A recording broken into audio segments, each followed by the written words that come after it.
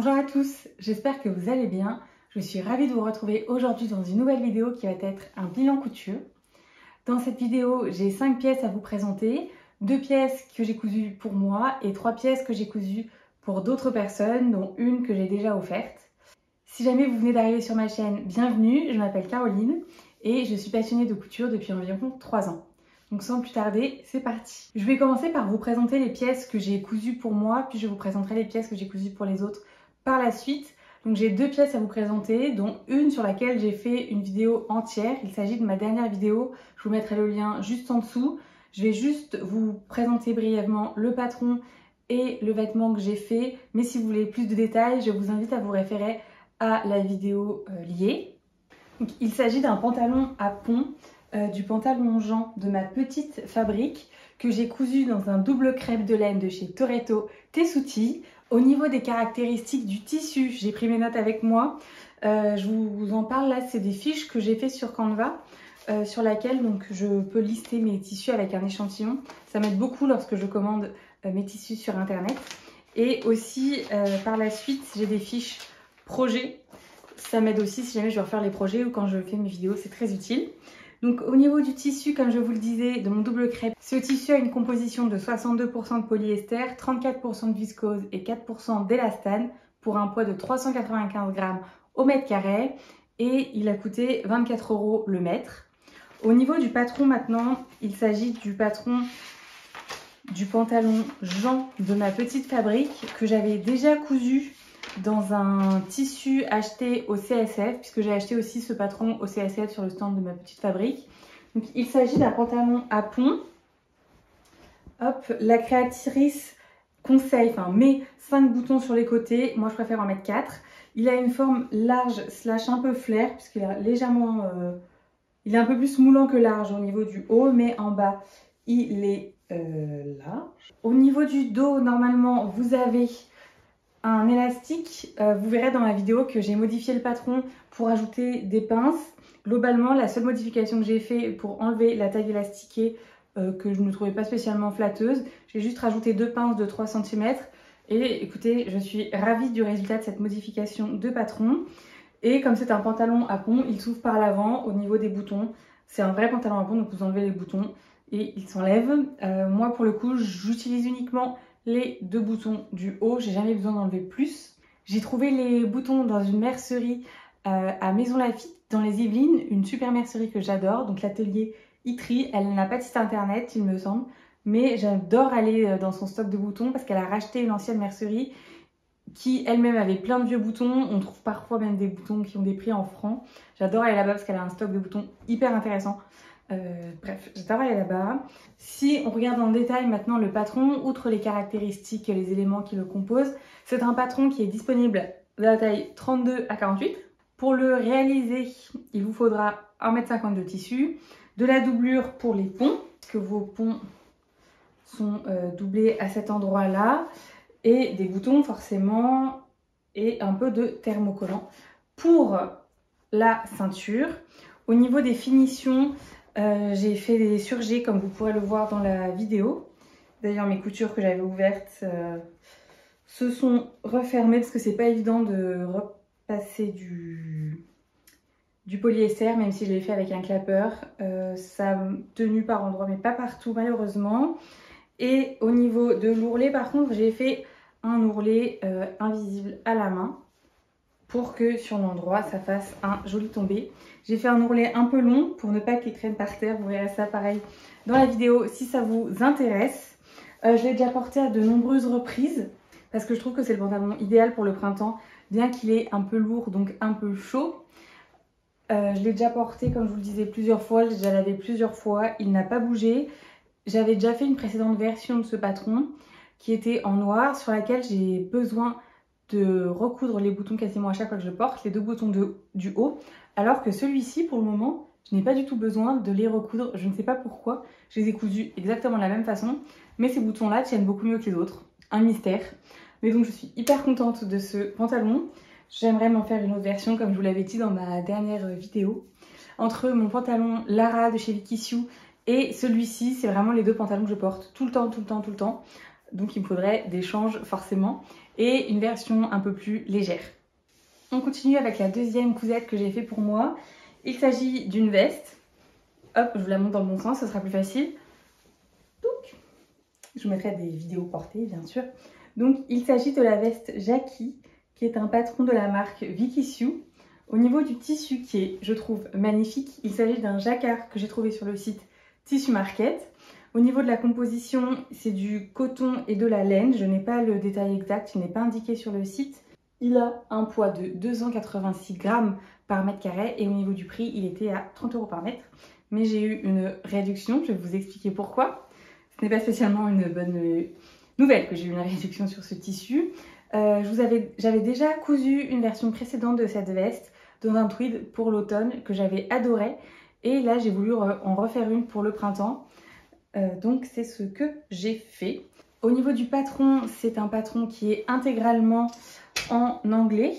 Il va de la taille 34 à 52. Je vous le mets là. Moi, je l'ai fait en taille 40. Je l'ai doublé avec un tissu 100% coton que j'ai trouvé sur le site Atelier de la Création. C'est du satin de coton. Il est super doux. Je suis hyper contente de ce tissu. Ce serait parfait, je pense, pour faire une chemise parce qu'il est vraiment très doux et très agréable au porter. Et au niveau du métrage, j'ai besoin de 1,30 m de tissu principal, de 1,30 m de doublure. Et j'ai intégralement thermocollé la veste. Je trouve que ça donne un effet plus sympa. Ça donne plus de ton de thermocoller intégralement les vestes, en fonction bien sûr du poids de votre tissu. Et que ça peut permettre, si votre tweed a des petites difficultés, qu'il ne s'effiloche pas trop. J'ai également ajouté, enfin c'est préconisé par le patron, j'ai rien ajouté, mais j'ai mis des cigarettes de manche ici et des épaulettes. Au niveau de mes cigarettes de manche, je les fais moi-même dans du molleton, je n'achète pas des cigarettes toutes prêtes. Je prends une bande de molleton qui fait la taille de ma cigarette de manche. J'en découpe une bande de hauteur 10 cm, je la replie et je la couds à cet endroit-là, comme ça, ça me fait ma cigarette de manche. Au niveau des caractéristiques de cette veste, elle est plutôt simple. Vous avez des pinces poitrine. Oui, j'ai eu un doute, je ne les trouvais plus. Des pinces poitrine à cet endroit-là. Des fausses poches, ce sont des fausses poches. Le bouton est cousu directement. J'étais étonnée qu'il n'y avait pas de vraies poches sur la version précédente. Là, je le savais. Bon, ça ne me dérange pas spécialement. De toute façon, je ne mets pas grand-chose dans mes poches de veste. Il y a également des pinces au niveau des épaules de dos à cet endroit-là. Et les manches sont des manches avec une construction tailleur. Et c'est une fausse fente également. C'est vrai que j'ai jamais cousu de vraies fentes indéchirables sur les manches. À chaque fois, dans tous les patrons que j'ai, c'est toujours des fausses. Donc bon, ça ne me dérange pas plus que ça. Encore une fois, les boutons viennent de la mercerie de Maison Lafitte. Voilà, je trouvais qu'ils allaient très bien ensemble. Je suis super contente du choix que j'ai fait avec la propriétaire. Et par contre, oui, au début, j'ai cousu 5 boutonnières. Et en fait, j'avais mis donc 5 boutons. Faut imaginer un bouton là en plus, un bouton là en plus. Parce que j'ai fait mes boutonnières trop rapprochées. C'était vraiment too much. C'était beaucoup trop. Donc je me suis dit tant pis, les boutonnières sur le tweed blanc, coup de chance, elles ne se voient pas trop. Et comme en plus je ne les utilise pas, elles ne s'ouvrent pas, donc elles se voient encore moins. Et j'ai juste défait mes 2 boutons supplémentaires. Bon, c'est dommage d'avoir 5 boutonnières d'un côté pour 3 boutons, mais ça allait pas du tout, ça était vraiment surchargé. Au niveau de la doublure, vous avez un pli d'aisance. J'ai mis une étiquette, les jolies choses créent le bonheur. Il me semble que j'avais eu cette étiquette sur le site de Pretty Mercery il y a longtemps. Et au niveau des caractéristiques du patron, c'est tout. Hop, je vais la porter. Alors ça ne va pas du tout avec mon haut, mais c'est une veste que je porte très régulièrement. J'adore la mettre. Pour la saison, elle est très bien, bien qu'elle commence à être un peu chaude. J'adore ce genre de veste. Je trouve que ça va avec tout. Quand je la mets avec mon pantalon Jean, j'adore l'effet qu'elle rend. Par contre, j'ai été très déçue au niveau du tissu. C'est la raison pour laquelle j'ai eu une promotion a posteriori. Puisque mon tissu au niveau de l'épaule gauche, en fait, alors que je ne l'avais pas passé en machine ou quoi que ce soit, hein, c'était bien précisé ne pas passer en machine. Donc je ne l'ai pas passé en machine, je l'avais décati pour le coudre. Et par contre, au niveau de mon emmanchure gauche, j'avais bien vu que lorsque je cousais mon tissu, il s'effilochait énormément. Donc je m'étais dit, heureusement que j'ai thermocollé, ça peut un peu tenir les fibres entre elles, même si bon, ça me rassurait pas spécialement. Et au bout d'un moment, je ne sais pas pourquoi, mais là, juste à cet endroit-là, après la couture, mon tissu s'est défait. Donc j'ai dû défaire le bord de ma doublure, recoudre ma manche, mais du coup, j'avais plus de tissu. Donc j'ai creusé, mon emmanchure gauche est beaucoup plus creusée que mon emmanchure droite. Ça se voit pas vraiment au porté, énorme coup de chance. Mais du coup, j'ai écrit un mail au service client en leur disant que j'étais très mécontente de la qualité de ce tissu pour le prix qu'il coûte, que mon tissu soit déjà abîmé à cet endroit-là, sachant que je l'avais porté 3-4 fois, c'est tout. À l'intérieur, en plus, la marge de couture était nickel. Il n'était pas effiloché au niveau de la marge de couture, mais il était bien juste effiloché au niveau du porté. Je porte un sac à dos, je vais au bureau à vélo et je porte mon sac à dos. Je me suis dit, c'est peut-être la lanière qui est abîmée, enfin, mais ça me paraît bizarre parce que j'ai aucune veste qui ne s'est jamais abîmée à cet endroit-là. Donc, ça reste malheureusement pour moi un mystère, cette histoire de manche. Je fais hyper attention maintenant quand je la porte parce que je veux pas que ça se reproduise. Parce que je ne pourrais plus gratter en fait la marge. Au bout d'un moment, je vais coudre la moitié du dos si je veux que ça ne s'effiloche pas. Et de l'autre côté, j'ai pas eu de problème. Enfin, c'est propre. J'ai pas de signe d'effilochage. Mais ça a pas l'air quand même hyper solide par endroit. Donc ça m'inquiète un peu parce que c'est quand même une veste qui m'a coûté cher, qui m'a pris du temps. Et puis surtout que j'adore. Donc j'ai pas du tout envie qu'elle s'abîme, je compte la porter longtemps. Alors que là, quand j'ai vu que je l'avais portée 4-5 fois qu'elle était déjà abîmée, je me suis dit bah ça va pas. Donc j'ai écrit un mail au service client sur le site de Tissu Market. Au début, ils n'ont pas voulu... au début, ils m'ont proposé 25% sur mes prochains achats.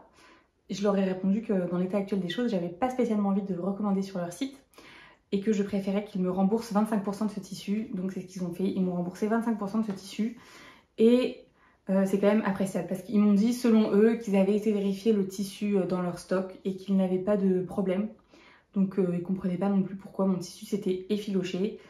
Bon, ils m'ont remboursé 25% de mon tissu, mais j'espère que ça ne va pas se reproduire puisque j'avais déjà acheté des tissus chez Tissu Market. C'est rigolo d'ailleurs que j'en parle dans cette vidéo puisque cette blouse Frida de chez Atelier Bernie que j'ai cousue dans un tissu de chez Tissu Market justement a aussi un défaut. Donc je mets cette blouse que j'adore, je trouve qu'elle me va super bien, passons, mais je trouve qu'elle me va trop bien. C'est pas du tout le genre de vêtements que je porte d'habitude, mais là, cette blouse, je l'adore et je ne peux pas la mettre dehors. Je la mets uniquement quand je suis chez moi puisque le tissu c'est également effiloché en fait à l'arrière. J'ai mon élastique, ça se verra pas parce que le trou est trop fin, mais à l'arrière en fait j'ai un trou à cet endroit là et c'est la couture du tissu qui a lâché. Quand j'ai écrit mon mail au service client Tissu Market, je leur ai dit que ça fait le deuxième tissu que j'achetais chez eux et que ça faisait le deuxième tissu qui s'abîmait, donc je ne comprenais pas. Sachant que celui-ci je l'avais acheté en magasin avec un autre tissu que j'ai cousu pour ma maman juste après, qu'on avait acheté en mois de juin l'année dernière. Et donc celui-ci s'est abîmé. Ce tweed magnifique s'est abîmé. J'espère que la chemise que j'ai cousue pour ma maman ne va pas s'abîmer. Mais voilà, donc je sais pas trop si je conseille ce site ou pas, parce que le service client, du coup, a été super. Enfin, je sais qu'ils remboursent pas tous. Mais ça fait quand même 2 tissus pas donnés de chez eux qui s'abîment. Donc, affaire à suivre pour ce tweed et pour cette marque de tissu. Si jamais vous avez déjà commandé sur leur site, n'hésitez pas à me dire si vous avez eu des problèmes ou c'est que moi qui suis tombée malheureusement sur les 2 seuls tissus à problème. On continue avec une veste que j'ai cousue pour ma sœur. Donc j'ai pas la veste puisque je l'ai déjà offerte. Je lui avais dit que cette année je ne cousais plus rien pour mes proches. Puis bon, bah, ce n'est pas le cas puisque ma sœur a eu 30 ans cette année et elle m'a dit pour mes 30 ans je veux vraiment que tu me fasses une veste parce que je sais le modèle de veste que je veux. Donc, oh, il y a Monsieur Chat. Tu viens faire un coucou? Voici l'asticot. Avant l'intervention de Monsieur Chat, j'étais en train de vous dire que ma soeur m'avait demandé pour ses 30 ans une veste tailleur en velours côtelé. Donc quand elle m'a demandé ça, je me suis dit bon, dans quoi je m'embarque? Parce que les vestes, c'est plus technique je trouve que des chemises. Enfin c'est un vêtement qui reste à mon sens très technique. Je mets les vestes et les pantalons, pour moi c'est difficile. Et à ajuster, s'il y avait des ajustements à faire, je ne me voyais pas du tout le faire. Donc je lui ai dit bah écoute, je te le fais pour tes 30 ans, mais peut-être que le résultat ne sera pas aussi bien que tu le veux, puisque tu n'es pas à côté de chez moi, donc je ne pourrai pas faire les ajustements si nécessaire. Et ma soeur, dès que je lui demande ses mensurations, c'est toujours très compliqué, elle me dit n'importe quoi. désolée, mais elle se trompe souvent quand elle prend ses mesures, parce qu'il me semble qu'elle n'a pas de mètre ruban, donc elle galère à le faire. Et j'ai toujours peur que ces mesures ne soient pas précises. Donc c'est aussi une source de stress complémentaire. Donc on a décidé que j'allais lui faire une veste en taille 38. Peut-être qu'elle m'enverra des photos, peut-être pas. Donc en attendant, je vous montre le tissu dans mon carnet. C'est un velours côtelé, comme ça, que j'ai acheté sur le site de Atelier de la Création coloris Camel. Il est 100% coton. Donc il passe en machine, je lui ai dit qu'elle pouvait laver sa veste en machine. Et il fait 280 grammes par mètre carré pour un prix de 18 €. Et au niveau de la doublure, hop, j'ai pris ça. Un satin de viscose 100% camel. 100% viscose. Qui, lui, j'ai pas écrit la couleur. Ça c'est quand même plus clair. Ça tire plus vers le marron que la doublure qui tire plus vers le orange. Mais c'était une galère sans nom de trouver une doublure assortie sur internet et sans polyester. Donc ça, je l'ai trouvé sur le site de Blondie Mercerie. C'est du 100% viscose, 90 grammes par mètre carré pour un prix de 10 € par mètre. Donc ça restait très raisonnable.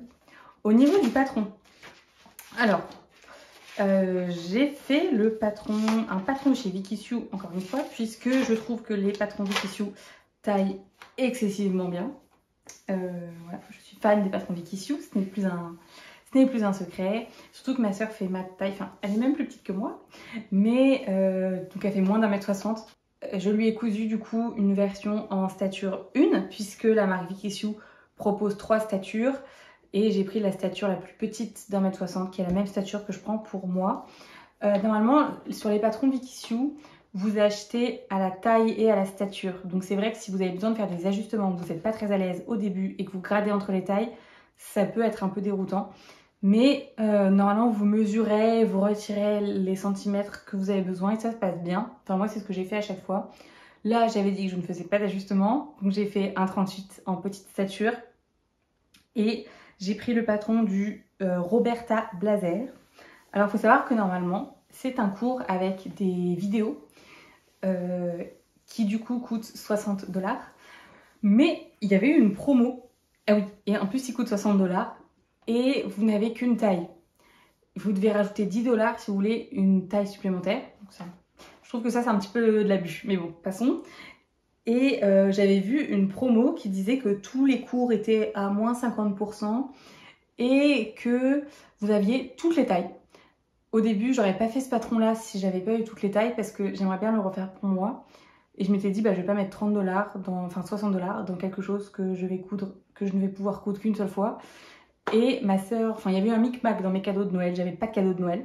Je lui ai dit, bah écoute, prends-moi le cours avec tous les patrons et les vidéos. En plus, ça m'intéressait de voir les cours Vicky Sue. Donc ça m'allait. Elle était contente puisqu'en plus, comme ça, elle avait le patron pour son cadeau à elle. Donc c'était parfait. Au niveau des instructions de montage, le livret d'explication technique du cours est exactement le même que celui que vous allez retrouver sur les autres patrons Vicky Sue. Mais là, vous avez en plus des vidéos explicatives à chaque étape, qui par contre sont en anglais. Et vous avez un chat où vous pouvez parler à quelqu'un. Il faut savoir qu'il y a toute une partie de ce cours qui est réservée à l'ajustement du blazer, que moi du coup je n'ai pas fait, puisque j'ai cousu directement le blazer sans faire de toile. C'était un peu ambitieux, mais ça s'est très bien passé. C'est pour ça que j'aurais bien aimé des photos portées. C'est peut-être que j'en aurai. Pour vous montrer que finalement ça lui va très bien. Alors que moi quand j'ai essayé le blazer que je lui ai fait, ça ne m'allait pas du tout parce que je fais plus un 40-42, mais du coup c'est quand c'était trop serré au niveau de la taille, ça me faisait une des hanches énormes. Enfin, moi ça ne m'allait pas du tout, mais elle, ça lui va parfaitement, donc énorme coup de chance. Au niveau du patron, j'ai mis quand même beaucoup de temps, ça reste un blazer donc c'est pas évident. Vous avez donc à monter un col tailleur, des vraies poches passe-poilées sur les côtés, des pinces dos, des pinces devant. Bon, les pinces, c'est pas le plus technique à côté du reste. Et vous avez pas de... Les manches, c'est des manches tailleurs, mais il n'y a pas de boutonnage comme sur la veste Jackie, qui avait aussi d'ailleurs des manches tailleurs. Au niveau du métrage nécessaire, j'ai eu besoin d'1,70 m de tissu principal, d'1,50 m de doublure. Encore une fois, j'ai entoilé intégralement ma veste. Et ça, faut pas croire, mais entoiler intégralement des vestes, ça prend un temps monstre. Mais bon, je trouve que ça vaut vraiment le coup de le faire. Et j'ai mis des épaulettes et des cigarettes de manche. Encore une fois, même technique pour les cigarettes de manche que pour ma veste. C'est un peu bizarre de vous parler du patron, sachant que je n'ai pas la veste avec moi pour vous la montrer. Mais je suis super contente. Est-ce que je le ferai pour moi finalement maintenant? Eh bien, je ne sais pas, parce que c'est vrai qu'il est très marqué au niveau de la taille. Hein, ça se voyait sur le patron, sur le dessin technique, ça se voyait. Mais j'aime bien les formes plus droites. Donc si je le fais pour moi, il faudrait que je l'ajuste pour qu'il soit plus droit. Est-ce que j'ai envie d'ajuster ce genre de patron? Je ne suis pas sûre. Donc on verra bien dans les prochains temps si je me le fais, parce que là j'ai plus envie de coudre de veste. Hein. J'avais cousu le manteau d'Atelier Bernie dans mon podcast couture précédent. Là j'ai cousu 2 vestes, je suis un peu calmée parce que ça prend beaucoup de temps. J'ai progressé, je m'en suis rendu compte parce que je devais coudre une chemise, je l'ai cousue en 2 soirs, alors qu'avant il me fallait une semaine. Mais avec les vestes, du coup j'ai un peu dépoté parce qu'il y avait des deadlines à respecter pour les 2. Donc j'ai pris un petit coup de main supplémentaire. Et tout ça pour conclure que je ne sais pas si je referai ou pas ce blazer. Elle m'a dit qu'elle l'avait déjà porté plusieurs fois, qu'il lui plaisait, donc j'espère que c'est vraiment le cas. Et écoutez, s'il lui plaît, je suis contente de lui avoir fait. On poursuit avec une cousette pour ma maman, puisque vous n'êtes peut-être pas sans savoir que la fête des mères approche. Je ne sais pas quand je vais poster cette vidéo, mais la fête des mères est dans 2 jours. Donc, elle aura une chemise. Attention, c'est pas du tout le même style que ce que j'ai cousu pour moi, ou que même la veste que j'ai cousue pour ma soeur. Hop, j'ai pas mis les boutons encore, donc je peux l'enfiler sans problème. Et puis c'est une taille un peu plus grande que la moi, donc hop, voilà, en surchemise mise là, j'ai la classe. Touc, touc. Voilà, vous voyez un peu le résultat. Il n'y a pas de raccord, ne cherchez pas les raccords, il n'y en a pas. Même au niveau des épaules, je voulais en faire. C'était un échec total, comme vous pouvez le constater, parce que j'avais pas pris en compte que mon tissu n'était pas le même à l'intérieur et de dos. Donc j'avais un problème de symétrie.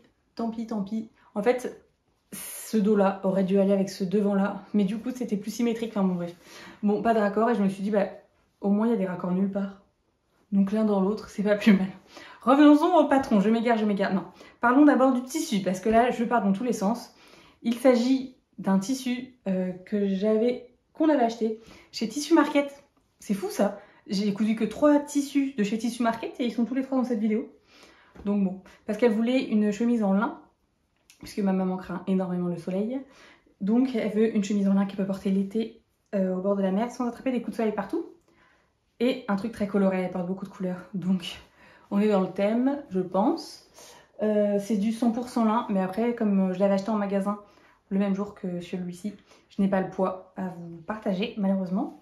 Si je parle du patron, il s'agit du patron Melilo de chez Direndo. C'est la 3e ou 4e version, j'arrive pas à me souvenir, que je lui fais, que j'ai cousu en 44. C'est son patron préféré. Enfin, c'est le seul de chemise que je lui ai fait. Mais comme le patron est prêt à chaque fois à être décalqué et qu'elle l'adore, bah, ça me va très bien. Je lui fais toujours la version col Mao et la version manche longue en plus. Je fais toujours la même version. C'est un patron de la marque Direndo, qui d'ailleurs a été racheté par Closet Pattern, j'ai entendu ça. À vérifier, mais j'ai entendu ça dans une vidéo.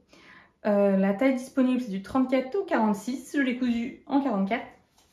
Pour le faire, j'ai eu besoin d'1,50 m de tissu et de boutons que je n'ai pas encore acheté. Donc je vais aller les acheter demain. J'ai fait les boutonnières parce que je vais mettre des boutons de chemise classiques, les petits boutons blancs là. Donc il faut juste que j'en trouve.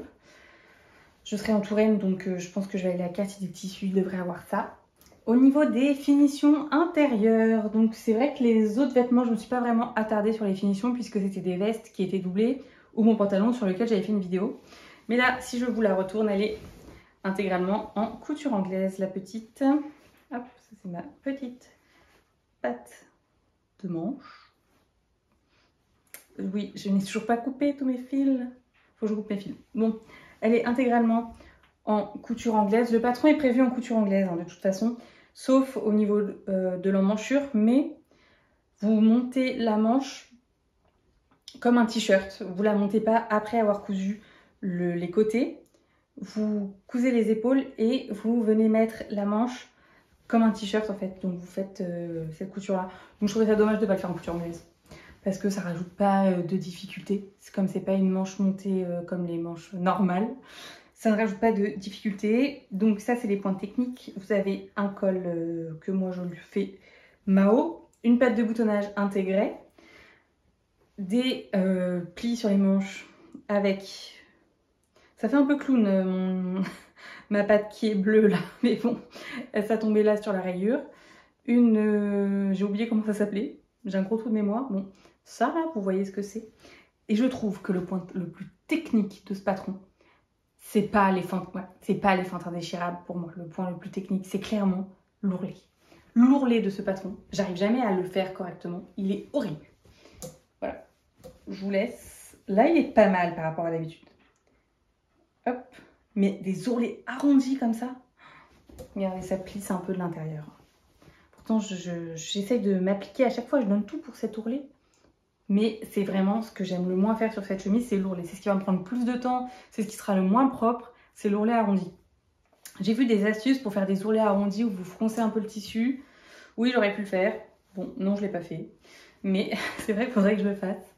Donc comme je vous le disais, c'est la 4e version que je lui fais. Je lui ai fait des versions à fleurs, je lui ai fait des versions pour l'automne, des versions pour le printemps. Et bien là, elle aura une version pour aller au soleil sans prendre de coups de soleil. Donc je vais lui offrir dimanche. Elle le sait parce qu'elle avait choisi le tissu. Et je pense qu'elle lui plaira beaucoup. Avec, j'ai prévu de lui faire un pantalon vert en lin aussi, qu'il faut que je fasse. C'est dans les tuyaux. On finit, enfin. Quelle vidéo longue. On finit avec un vêtement. Peut-on appeler Socrate va sauter? Vas-y, saute, chamallow. Voilà. Avec un vêtement pour mon père. C'est un morceau. On rappelle au début on rappelle que tout à l'heure j'avais dit que cette année je ne voulais pas coudre pour mes proches. Hein. Puis c'est un énorme morceau. Là vous vous dites mais qu'est-ce qu'elle a fait? Alors c'est lui qui voulait ça. Hein. C'est pas moi qui me suis dit tiens je vais faire ça. Je vais le mettre. Il s'agit d'un yukata doublé éponge. Pour le coup les couleurs vont bien avec mon tissu. Mais bon c'est une taille homme hein, donc je brasse cool là-dedans. Je brasse cool totalement. Donc pour le réaliser, j'ai suivi le tutoriel, il y a un tutoriel sur un site que je vous mettrai en barre d'infos. J'ai suivi et j'ai dû peut-être élargir un peu parce que la personne sur le site qui l'a porté, c'est pour un adolescent assez filiforme. Mon père n'est pas tout à fait filiforme, donc je l'ai un peu élargi. Je me souviens plus des mesures. Et il le voulait doublé éponge pour que ce soit chaud. Voilà. Donc, il est doublé éponge. Intégralement. Hop. Au niveau des manches, j'ai respecté les codes de ce petit décroché. Pareil à cet endroit-là. Vous avez un petit décroché. J'ai fait une ceinture. Ah oui, et j'ai tout surpiqué pour que l'éponge tienne. Normalement, je l'avais déjà fait une version sans doublure éponge en couture en anglaise pour la fête des pères de l'année dernière. Mais là, comme il est doublé éponge, regardez, j'ai mis un fil de cannelle blanc et un fil principal bleu. Incroyable cet enfant. Donc, bon, je ne vais pas me lever parce qu'en fait, c'est très très lourd pour moi. Puisque, il faut savoir que là, il y a 4 mètres de tissu éponge. Non, j'ai 3,50 m en laise de 1,50 m de tissu éponge et 4 mètres de tissu japonais. C'est du 100% coton, mais qu'ils ont commandé sur Etsy parce que mon père avait vu ce motif et je le voulais absolument. Et donc là, c'est une laisse de 1,10 et j'ai 4 mètres, donc c'est très lourd.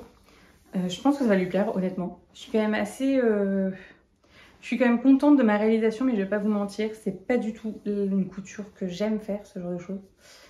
Puisque c'est des mètres de tissu à manipuler. Ma table de coupe fait une longueur totale d'1,50 m. Et la hauteur totale à couper est de 1,50 m des pièces. Donc déjà, je suis obligée de le couper par terre. Ça ne me plaît pas. Et après, quand vous faites la couture de votre pièce, c'est hyper lourd. Donc je passe mon temps à prendre ça, à le déplacer, à le remettre, à le reprendre. Et c'est ça finalement qui est plutôt énervant dans cette cousette, c'est que c'est pas du tout technique, mais c'est lourd. Et du coup, ça prend beaucoup de temps finalement. Alors qu'il n'y a aucune technique particulière, c'est vraiment de la couture droite. La seule difficulté, elle serait à cet endroit-là, au niveau de la manche, ce petit décroché. Mais c'est tout, il n'y a vraiment aucune difficulté, mais c'est que c'est super lourd. Donc je pense, j'espère que ça lui plaira.